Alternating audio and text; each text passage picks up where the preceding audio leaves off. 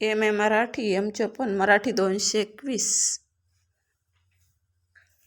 साहित्य विचार भाग 2 द्वितीय सत्र प्रथम वर्ष M.A. मराठी आणि साहित्य विचार भाग 2 मधील पुस्तक 3 समीक्षा पद्धती संहिता लक्ष्य. आपण महत्त्वाचे मुद्दे या पुस्तकातील काही घटकांमधील बघूया. घटक 1 संहिता लक्ष्य समीक्षा म्हणजे काय? संहितेकडे लक्ष केंद्रित करणाऱ्या सिद्धांतांना किंवा समीक्षेला संहिता लक्ष्य समीक्षा म्हणतात. संहिता म्हणजे लिखाण, साहित्यकृती, literary work of the author. Author म्हणजे लेखक, त्याला संहिता म्हटले.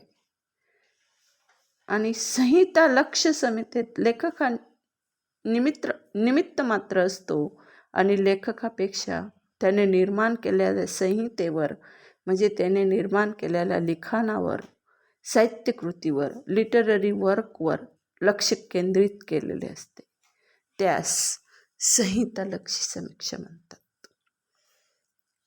नवसमीक्षा म्हणजे न्यू क्रिटिसिझम. 20व्या शतकाच्या पूर्वार्धात अमेरिका आणि इंग्लंडमध्ये नवसमीक्षेचा प्रवाह उदयास आला. आणि जेसी रॅन्सम यांच्या न्यू क्रिटिसिझम या ग्रंथामुळे नवसमीक्षा म्हटले जाऊ लागले. या संज्ञेचा वापर स्पिनबर्ग यांनी कोलंबो विद्यापीठात 1910च्या सुमारास केला आणि आय. रिचर्ड्स आणि T.S. इलियट यांना नवसमीक्षेचे पितामह म्हणून गणले गेले. थोडक्यात आपण नवसमीक्षेचे स्वरूप बघूया. T.S. इलियट हा नवसमीक्षा परंपरेतील महत्त्वाचा समीक्षक, कवी, नाटककार. ट्रॅडिशन अँड इंडिव्हिज्युअल टॅलेंट हा निबंध त्यांनी लिहिला. आय. रिचर्ड्स नवसमीक्षा परंपरेतील एक अग्रगण्य समीक्षक. प्रिन्सिपल्स ऑफ लिटररी क्रिटिसिझम हा नवसमीक्षेतील सिद्धांतन करणारा महत्त्वाचा ग्रंथ त्यांनी लिहिला. घटक 2 मध्ये रूपवाद हा समीक्षा सिद्धांत 20व्या शतकातील महत्त्वाचा समीक्षा सिद्धांत होय. रशियन रूपवादातील व्हिक्टर स्लोवस्की, रोमन ॲकोब्सन, मुकोरोव्स्की यांचा आपण परिचय करून घेऊया. रूपवादी समीक्षा 1930 ते 50च्या काळात युरोपात उदयास आली आणि रशियन रूपवादाची मांडणी 1915 पासून रशियामध्ये होऊ लागली. रूपवादाच्या फॉर्मलिझम संदर्भात रशियन विचारवंत समीक्षकांचे प्रभावी स्कूल तयार झाले. मॉस्कोच्या भाषा विज्ञान मंडळ व सेंट पीटर्सबर्ग मंडळ यांनी रूपवादाची मांडणी केली. बोरिस बॉम, व्हिक्टर स्लोवस्की आणि रोमन ॲकोब्सन, ॲन मुकोरोव्स्की व रेने वेलेक यांनी प्राग लिंग्विस्टिक स्कूलमध्ये महत्त्वाची भूमिका बजावली. रशियन रूपवाद्यांनी साहित्याभ्यास, साहित्य भाषा व व्यवहार भाषा असा भेद केला आणि साहित्य भाषा अधिक कार्य करीत असते, ती स्वायत्त असते. रशियन रूपवाद्यांनी वाङ्मयाच्या भाषा साहित्यशास्त्राची मांडणी केली आणि साहित्य संदर्भाशील भाषा तत्वांना त्यांनी लिटररीनेस म्हटले. व्हिक्टर स्लोवस्की रशियन रूपवादातील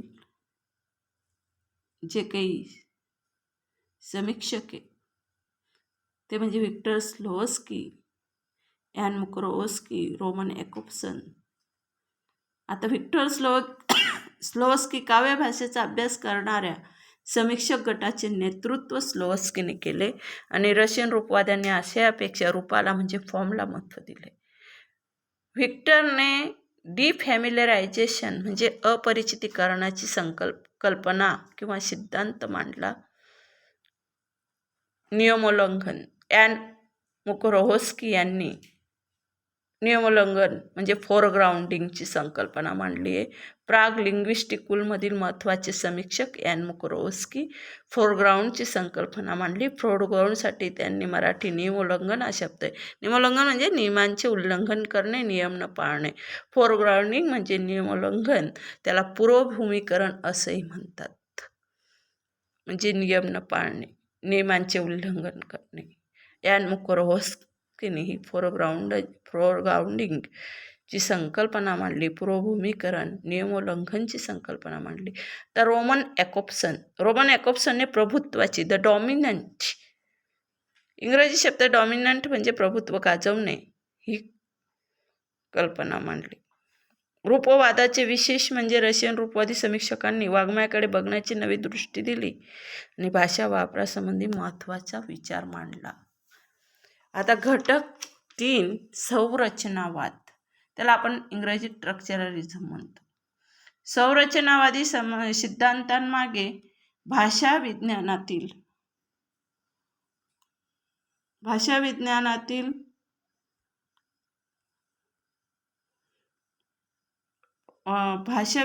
विचार केंद्रीय ठरला आणि सोशिओ चॉम्स्की, ब्लूमफिल्ड या भाषा वैज्ञानिकांच्या लेखनामुळे भाषा सिद्धांताला नवे वळण प्राप्त झाले. संरचनावादी समीक्षा सिद्धांतामागे फर्दिनांद सोसूर या भाषा अभ्यासाचा विचार मूलगामी ठरला. तर फर्दिनांद सोसूर यांचा जन्म जिनिव्हा येथे झाला. ग्रीक, लॅटिन आणि संस्कृत भाषा विद्यार्थी दशेतच त्यांना अवगत होत्या. लिप्झिग विद्यापीठात त्यांनी पदवी मिळवली आणि बर्लिन विद्यापीठात संस्कृत भाषेचं अध्ययन केलं. संस्कृत भाषामध्ये PhD मिळवून संस्कृत, गोथिक व प्राचीन जर्मन भाषेचं प्राध्यापक म्हणून अध्यापन कार्य त्यांनी केले. चिन्ह मीमांसा म्हणजे सिमिओलॉजीचा पायाभरणी त्यांनी केली. फर्दिनांद सोसूरने भाषेचे 2 स्तर मांडलेत. ल लांग म्हणजे भाषिक व्यवस्था आणि ल पॅरोल म्हणजे वाचिक वर्तन. ल लांग व ल पॅरोल हे भाषाभेदाचे व परस्पर पूरकतेचे प्रतिमान सोसूरने मांडले. लांगमध्ये अमूर्त स्वरूपाची भाषा व्यवस्था असते, तर पॅरोल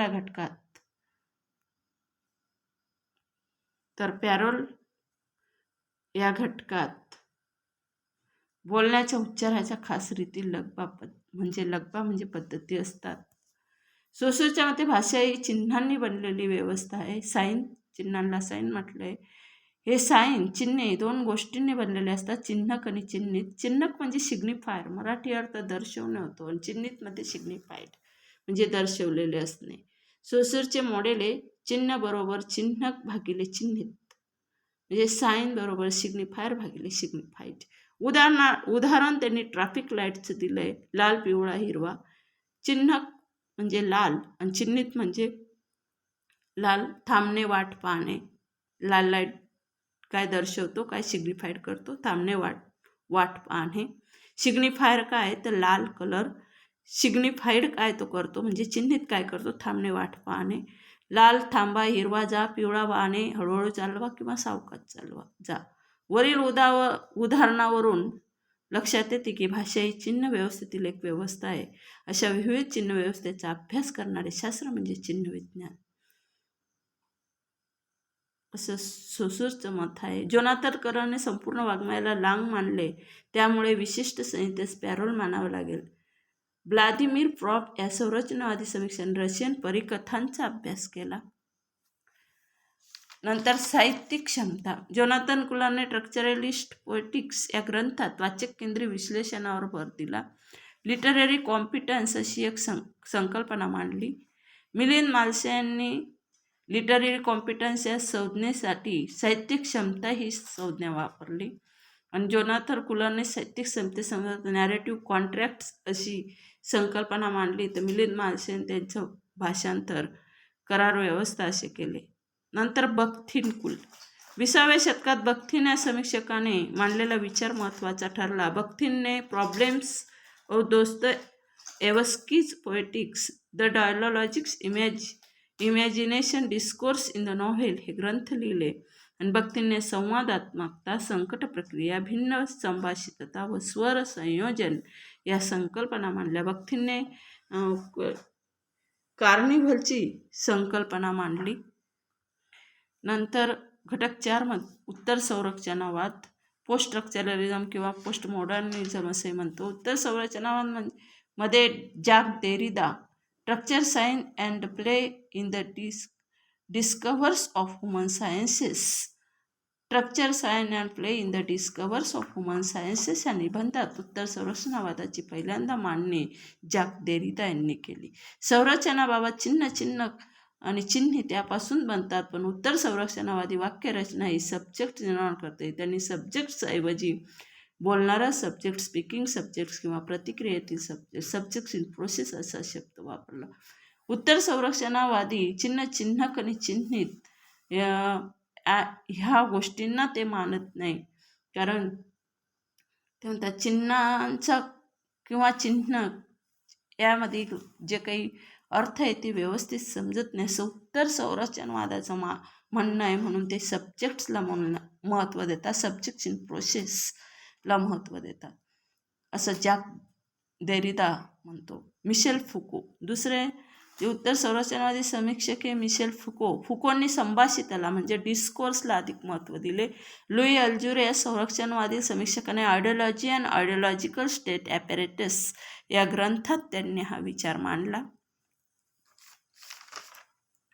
नंतर रोला बार्थ उत्तर संरक्षणावादी समीक्षकामधील रोला बार्थने उत्तर संरक्षणात विचारव्यूहाचा एक भाग म्हणून लेखक वाचक संहिता या संबंधीचा महत्त्वाचा विचार मांडला. द डेथ ऑफ ऑथर या लेखात बार्थने लेखकाच्या मृत्यूची कल्पना मांडली. लेखक हा संहितेचा कर्ता असतो.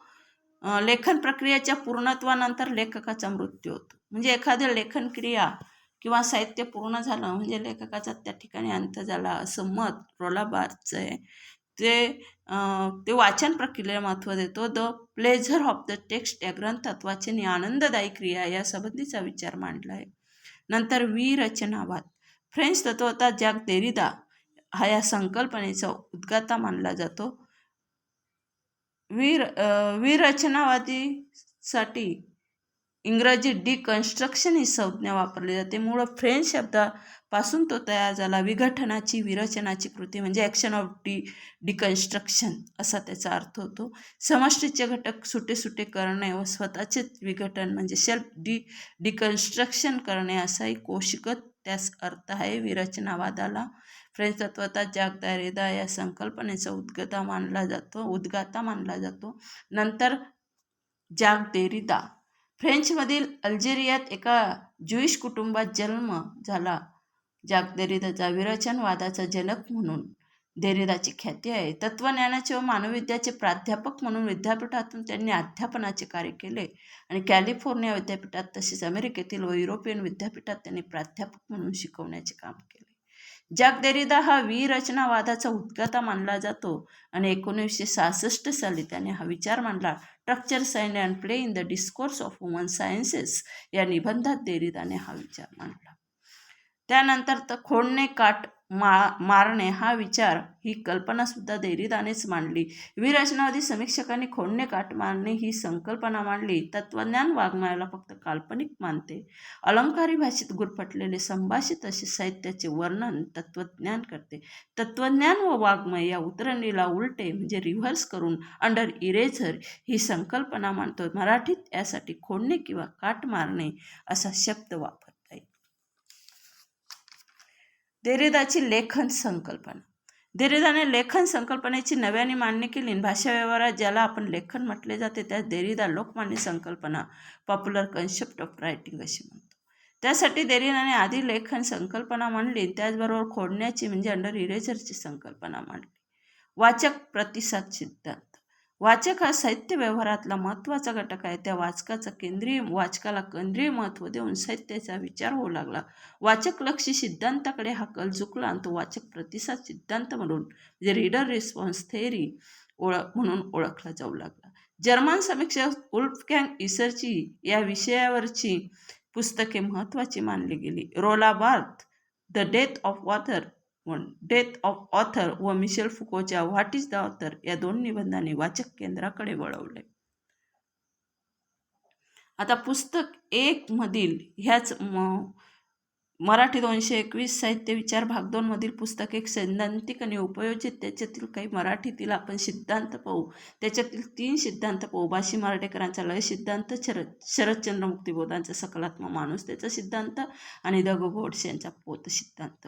पहिले आपण बघूया बाशी मराठेकरांचा लय सिद्धांत. मराठीतील नवसाहित्य निर्मितीचे समीक्षक नवसमीक्षेचे अर्धयुपन बाशी मर्ढेकर यांच्याकडे जाते. या त्यांच्या नवविचारांचा प्रत्यय मर्ढेकरांच्या आर्ट्स अँड मॅन वाङ्मयीन महात्मता, साहित्य आणि सौंदर्य यातून येतो. मर्ढेकरांच्या ललित वाङ्मय कृतीचा घाट आणि साहित्यातील लय तत्व या निबंधातून ही संकल्पना आली आहे. भावनात्मक लयाची केंद्रपूर्ण आकृती असते. एका भावनेची लयबद्ध आकृती असते. त्याचप्रमाणे एकापेक्षा अधिक भावनेची लयबद्ध आकृती असू शकते. या आकृतीचे आकार तत्व त्याचे स्वरूप सौंदर्यशास्त्रीय लय तत्वाचे असते. मर्ढेकरांचा सौंदर्य विचार त्यांच्या सौंदर्य विचाराभोवतीच रुंजी घालत राहिला. मर्ढेकरांचा सिद्धांत आकृतीवादी रूपवादी तत्वांचे सिद्धांत अभ्यास करणार आहे. थोडक्यात आपण बाशी मर्ढेकरांच्या लय सिद्धांताविषयी बघितले. शरदचंद्र मुक्तिबोधांचा सकलात्मक माणूस त्याच्या सिद्धांताविषयी थोडक्यात बघूया. सौंदर्य अनुभव प्रभाकर पाध्ये, सौंदर्य मीमांसा राभा पाटणकर, सृष्टी सौंदर्य आणि साहित्य शरदचंद्र मुक्तिबोध हे 3 ग्रंथ महत्त्वाचे. माणुसता ही एक अनुभूती आहे. ती मानवासह सृष्टी जातीत एकात्मतेने आंतरिकतेने निगडीत असण्याचे मानसिक सत्य आहे. त्यामुळे ललित वाङ्मय कृतीचे प्राणभूत तत्व रस लय नाही तर माणुसता हे तत्व आहे असा त्यांचा सिद्धांत आहे. ललित वाङ्मयाचे सामर्थ्य भाषा आहे तर अनुभव हे माध्यम आहे. या संघटनेचे तत्व मुक्तिबोधाच्या मते माणुसता आहे. कलावंत कला निर्मिती करतो ते मानवी व्यवहाराचे विश्व समाज सापेक्ष विश्व असते. सामाजिक मूल्यात्मक जीवन हा मानवी व्यावहारिक अस्तित्वाचाच एक पैलू आहे तर माणुसता हा त्याचा दुसरा पैलू आहे. मानवी अस्तित्वाचा दुसरा पैलू आहे तो शाश्वत आहे असे मुक्तिबोधांचे मत आहे. आता नंतर द. गोडसे यांचा पोत सिद्धांत थोडक्यात पोया. पोत ही मूळची कापडाच्या संदर्भातील संज्ञा आहे. त्यांनी कलात्मक आविष्काराच्या संदर्भात वापरले. कापूस, धागा आणि तानाबाना यंत्रणा हे 3 मुद्दे त्यांनी घेतले.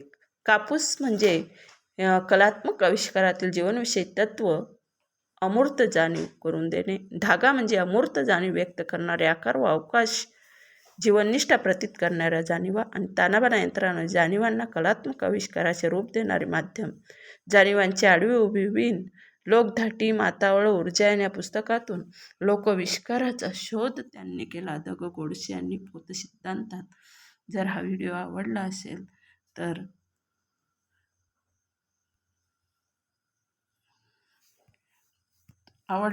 तर लाईक शेअर सबस्क्राईब करायला विसरू नका प्लीज.